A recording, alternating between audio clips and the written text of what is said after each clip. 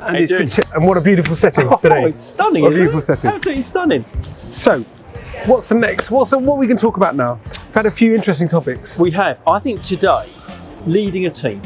Okay. Because I think in our lives, we don't often appreciate how many teams there are and what we're leading, whether it's family, work. And you don't necessarily have to own a business to lead a team. But for me, this all starts the same way. It's about having vision and purpose. Agreed. It's about having an understanding of what your future ambition is going to be, and then you have the ability to share that with people. Because if you've got a cause and a purpose, people want to come on that journey with you. They want to follow. Yeah, I agree with that, because ultimately I think there's multiple ways, there's multiple strategies and ways that you can lead a team. Oh, completely. And to make it very, very clear, leading and managing are two very, very different things.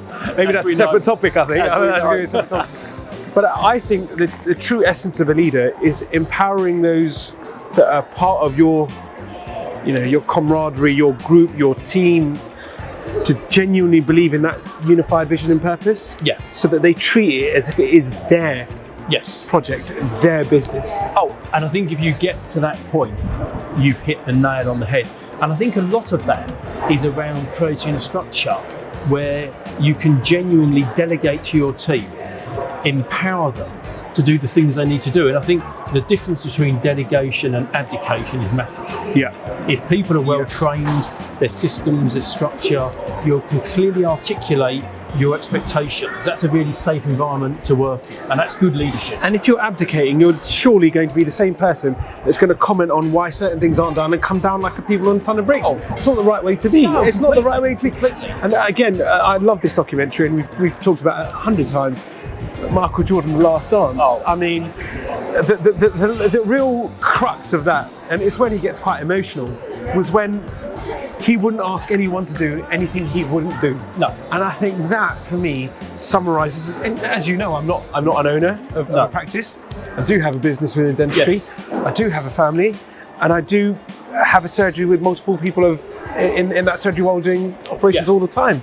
So, in essence, there are always going to be these points and roles and responsibilities where you're responsible to empower people to grow. And this, I feel like, comes back to one of the topics we first talked about, which is communication. Oh, if your communication's off, if you haven't got a good communicative stance. And also you need to, The Last Dance, I think Michael Jordan's an interesting character, but without doubt he never asked anybody to do something that he wasn't prepared to do himself. That's exactly But it. also something that came through very strongly with him, it was authenticity. And I think to be a good leader, you need to be authentic. And I think if you're authentic, whether people particularly like the message or not, they're going to go with it and believe and trust you. I think where there's a lack of authenticity, the whole thing just crumbles and falls apart.